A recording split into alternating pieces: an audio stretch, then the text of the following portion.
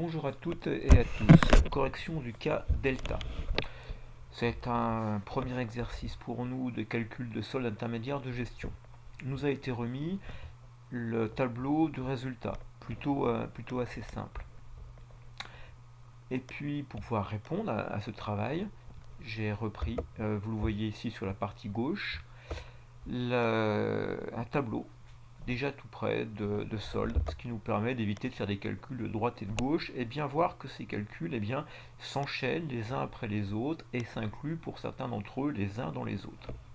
Pour faciliter notre correction, vous avez sur la partie droite de mon écran le compte du résultat de delta. Je vais commencer par calculer la marge commerciale. Pour ceci, je prends les ventes de marchandises du compte de résultat et je vais lui retrancher la valeur des marchandises achetées. Pour ceci, je prends l'achat de marchandises et je tiens compte de la variation des stocks de marchandises. Ici, vous voyez la variation de stock a un signe négatif. Cela veut dire que dans les 125 d'achats de marchandises, tout dans l'année n'a pas été vendu. On en a pour une valeur de 9 qui restait à la fin de l'année N et qui sera vendu après stockage les années suivantes. Coût d'achat des marchandises, donc 16. Ce qui nous fait une marge commerciale de 294. Maintenant, passons à la production de l'exercice. Pour ceci, je vais prendre la production vendue. Je vais prendre ensuite la production stockée de 21 et la production immobilisée qui ici est égale à 0. J'obtiens alors 206 de production de l'exercice. Je vais faire une petite chose, je vais mettre en couleur ce que j'ai déjà utilisé. Je vais le mettre en rouge. Et pour les calculs suivants, je procéderai de la même manière pour vous montrer quelque chose. Maintenant, calcul de la valeur ajoutée. Qu'est-ce que l'entreprise ajoute à des éléments venant de l'extérieur? Si vous vous souvenez, pour faire ceci, je prends la marge commerciale, je lui rajoute la production de l'exercice et je vais retrancher tout ce qui va être consommation en provenance de tiers. Cette consommation en provenance de tiers, ce sont les achats stockés d'approvisionnement. Vous remarquez cette fois-ci que j'ai aussi une variation des stocks d'approvisionnement. Mais ici, le signe est positif. Ça veut dire simplement que les approvisionnements achetés durant l'année N étaient insuffisants par rapport à la production de cette même année. Nous avions en fait un stock issu des années précédentes qui est utilisé. La vraie consommation, c'est les 54 achetés cette année, plus les 3 provenant des stocks d'années précédentes. On va ensuite rajouter les achats non stockés. Alors, achats non stockés, c'est principalement des éléments qui sont consommés immédiatement. Par exemple, l'électricité, par exemple, l'eau courante. Je rajouterai à ceci les services extérieurs. Là, ça peut être tout ce que vous avez pu louer, véhicules, bâtiments. Ça peut être tout ce qui correspond à du transport, des frais de représentation, des hébergements, de la restauration, et puis des services qui peuvent être par exemple les services d'un cabinet comptable, d'un cabinet d'avocat, des honoraires divers et variés. On a pour 137 de ces consommations en provenance de tiers. Ce qui nous donne alors une valeur ajoutée, 294 plus 206 moins les 137 que l'on vient de voir, soit 363 de valeur ajoutée. Je mets aussi en rouge ce que je viens d'utiliser. Ce que je voulais vous montrer en mettant en couleur, et puis je vais arrêter maintenant ce petit jeu, c'est que vous voyez à aucun moment j'ai un espace, un trou dans les différentes lignes que j'ai utilisées. Et surtout, au fur et à mesure que j'avance dans mes calculs, je suis en train d'épuiser les lignes les unes après les autres. Je n'ai pas été chercher quelque chose plus bas, remonter, etc. Si vous êtes amené à faire ça, il faut quand même se poser une question. Il y a quelque chose qui ne va pas. Soit le compte de résultat a été mal fait, soit c'est peut-être de votre côté un usage un peu aléatoire de l'énoncé. Je continue. Maintenant, je vais m'occuper de l'excédent brut d'exploitation. Pour ceci, je prends la valeur ajoutée. Et vous voyez, là, on retrouve à partir de là le côté poupée russe. Je rajoute à ceci la subvention d'exploitation que vous trouvez ici. Je vais retrancher à cela les impôts, taxes et versements assimilés. Et je vais retrancher à cela également les charges de personnel.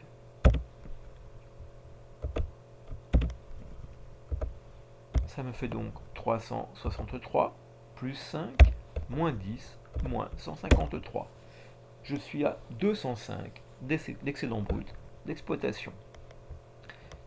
Je vais continuer. Maintenant, le résultat d'exploitation. Pour l'obtenir, c'est l'excédent brut d'exploitation auquel va être rajouté les reprises sur amortissement et provision d'exploitation qui sont ici, et sera rajouté les autres produits d'exploitation. À cela est retranché les dotations aux amortissements et provisions et les autres charges.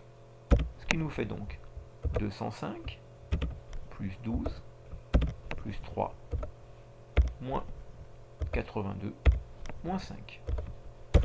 On est à 133 de résultats d'exploitation que je vais pouvoir vérifier, puisque là vous voyez que dans mon compte de résultats, j'ai le total des produits d'exploitation et j'ai le total des charges d'exploitation. Si je fais 636 moins 503, je retrouve bien les 133 calculés à l'instant. Donc, je n'ai pas la certitude que tout soit bien fait, je sais seulement que j'ai bien pris tous les produits et toutes les charges d'exploitation. Ce qui est plutôt déjà bon signe. Je n'ai rien inventé, je n'ai rien perdu. Ensuite, je vais calculer le résultat courant avant impôt. Pour ceci, il me faut prendre le résultat d'exploitation, je rajoute l'ensemble des produits financiers et je retrancherai à ceci l'ensemble des charges financières. Ce qui nous fera 133 plus 6 moins 47, soit 92. Ensuite vient le moment de calculer le résultat exceptionnel. Je prends la totalité des produits exceptionnels, 18, auquel je vais retrancher la totalité des charges exceptionnelles. 18 moins 17, on a pour 1 du résultat exceptionnel. Et puis pour continuer, on va terminer avec le résultat net de l'exercice. Pour ceci, je reporte les 92 de résultat courant, je reporte le 1 de résultat exceptionnel.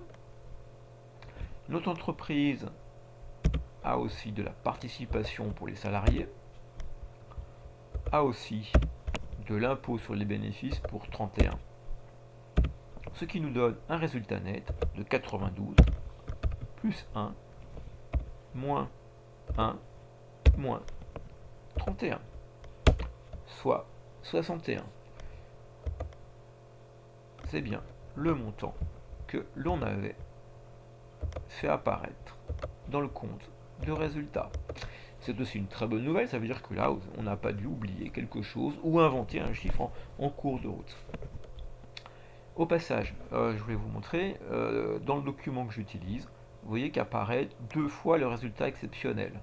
Une ligne, c'est lorsque c'est le résultat qui est bénéficiaire, ce qu'on a ici, et j'ai une autre ligne au cas où le résultat soit négatif. Et là, je mettrai le montant négatif correspondant. C'est pas obligatoire de conserver les deux, si ça vous embrouille, n'hésitez pas à aller en effacer une ligne, et puis après jouer sur les signes. Voilà pour ce premier travail. Ici, j'ai pas voulu trop vous embêter, donc j'ai pas été rajouter des signes moins, plus, etc. J'ai uniquement fait l'addition ou la soustraction dans les calculs du solde. Et puis je ne vais pas aller vous faire des commentaires. Le but là, c'est sur un exercice plutôt simple, uniquement pouvoir jouer avec les premiers chiffres et voir d'où ça vient. Je veux surtout que vous constatiez et que vous ayez quelques réflexes de base. Bien voir que je pars du haut du compte du résultat et pour chaque catégorie, je prends ligne après ligne, pas de saut de ligne, pas d'éléments à chercher en bas, etc.